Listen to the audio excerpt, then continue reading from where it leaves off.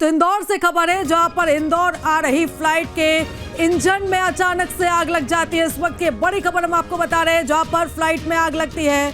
AI2913 के engine में अचानक से आग लगती है और उसके बाद यू टर्न लेकर दिल्ली फ्लाइट लौटी है। दिल्ली से इंदौर ये विमान आ रहा था, लेकिन टेक ऑफ करते ही पायलट को सिग्नल मिला और यहाँ पर पायलट की सूझबूझ की वजह से एक बड़ा हादसा होते होते टला है। इस वक्त की बड़ी खबर हम आपको इंदौर से बता रहे हैं। सभी यात्रियों को दूसरी फ्लाइट से अब इंदौर भेजा गया है।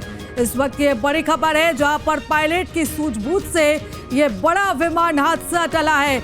इंदौर आ रहे एयर इंडिया के विमान में अचानक से आग लगती है। जैसे ही पायलट को सिग्नल मिलता है, इसके बाद पायलट यू टर्न लेता है और दिल्ली अब फ्लाइट वापस लौट चुकी है।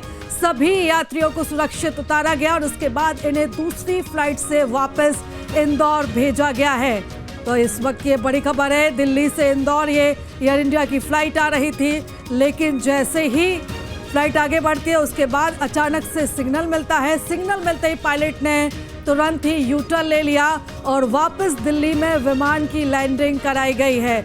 यहाँ पर जैसे इंडिकेशन मिला है, इंजन में फायर इंडिकेशन मिला, उसके बाद पायलट ने राइट इंजन में आग की। जैसे ही पायलट को सूचना मिली, उसके बाद तुरंत ही यू टर्न लिया गया है और यहाँ पर पायलट की सूझबूझ से कई यात्रियों की जान बची। एक बड़ा विमान हादसा होते होते टला है। इस वक्त ये बड़ी खबर हम आपको इंदौर से बता रहे हैं।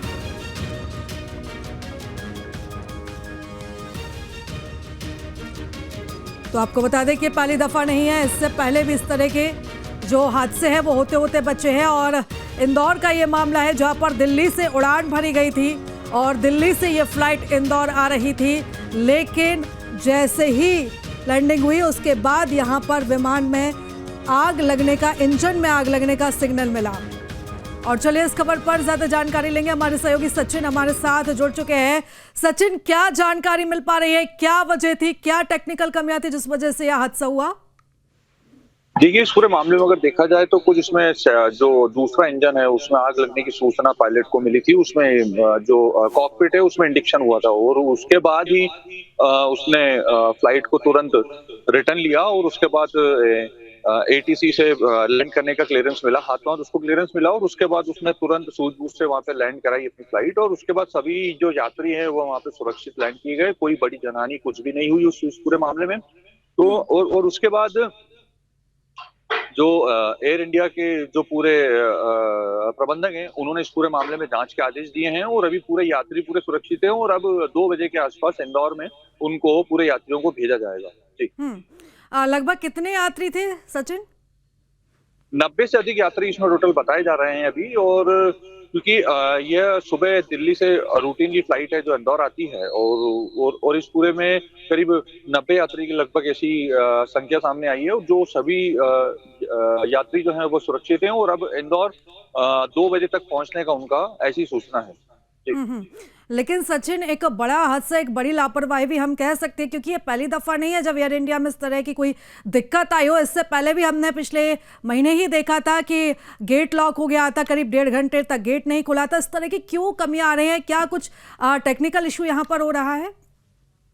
देखिए, अधिकतर विमानों की अगर बात की जाए, चाहे वो अहमदाबाद हादसा हो या फिर इंदौर गोवा की फ्लाइट हो या दिल्ली मुंबई की फ्लाइट हो या दिल्ली इंदौर की फ्लाइट हो, उसमें कहीं ना कहीं एयर इंडिया की कहीं ना कहीं कई प्लेनों में खराबी लगातार सामने आ रही है। अब इलेक्ट्रॉनिक मशीन है, अब वो किस तरीके से जांच, जो उनका जो पूरा क्रू है वो किस तरीके से जांच करता है, वो उनके ऊपर कई सवाल खड़े हो रहे हैं। क्योंकि हर बार इमरजेंसी लैंडिंग, कई बार पिछले कई दिनों में देखा जाए तो इमरजेंसी लैंडिंग कराई जा रही, खास करके एयर इंडिया की फ्लाइट की। और बाकी अन्य जो प्राइवेट फ्लाइट्स हैं, जो कंपनियां हैं, उसमें किसी प्रकार की शिकायतें इतनी सामने नहीं आ रही। लेकिन अब ये सबसे बड़ा जांच का विषय है कि अधिकतर एयर इंडिया के विमानों में ही क्यों ऐसी तकनीकी खराबियां आ रही हैं। बिल्कुल सचिन, और एक बड़ा सवाल है, लेकिन यहाँ पर एक बड़ा सवाल ये भी उठता है कि क्यों इनकी फिटनेस पर ध्यान नहीं दिया जा रहा है? क्या समय समय पर मेंटेनेंस नहीं हो रही है? क्या जांच में किसी तरह की कोई गलती हो रही है? इस अगर हम पूरे घटनाक्रम की बात करें तो 90 जिंदगियां जो खतरे में थी। हालांकि अब यहाँ पर पायलट की सूझबूझ से बड़ा हादसा होते होते टला है। इस हादसे के बाद, इस पूरे मामले के बाद क्या किसी तरह का कोई आधिकारिक बयान आया है? देखिए, अभी तक इस पूरे मामले में कोई आधिकारिक बयान तो नहीं आया है, लेकिन एक बात तो स्पष्ट है कि इंटरनल इन पूरे जो एयर इंडिया के स्टाफ है, जो मेन प्रबंधक है, उन्होंने पूरी जाँच के आदेश दे दिए हैं और इसके अलावा डीजीसीए को भी पूरे मामले की जानकारी दे दी गई है। तो अब ये डीजीसीए को भी फैसला लेना पड़ेगा इस मामले में कि एयर इंडिया के साथ इस तरीके की हरकतें क्यों हो रही है, हर बार हम्म। टेक्निकल प्रॉब्लम क्यों आ रही है।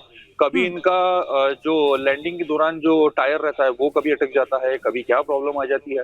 तो वो ये सब विमान के तकनीकी पहलू हैं, अब इसको प्रॉपर वे में हर विमान की जाँच की जाए तो ज़्यादा बेटर है, उसी से ही यात्री यात्रा को सुरक्षित कर पाएँगे। और लेकिन सबसे बड़ी बात ये है कि अब कई लोगों में डर भी आ गया है एयर इंडिया को लेके कि क्योंकि इतनी सारी खामियाँ एकदम से सामने क्यों आने लगी हैं। क्योंकि इसके हम्म। पहले इस तरीके की खामियाँ एयर इंडिया के पास कभी नहीं आती थी। एयर इंडिया के विमानों में कभी भी खामियाँ नहीं आती थी क्योंकि उसको हम्म। सुरक्षित एयरलाइंस ही कहा जाता था। लेकिन जब से यह निजी कंपनी ने इसको खरीदा है, उसके बाद से ऐसा क्यों होने लगा है, यह सबसे बड़ा सवाल है।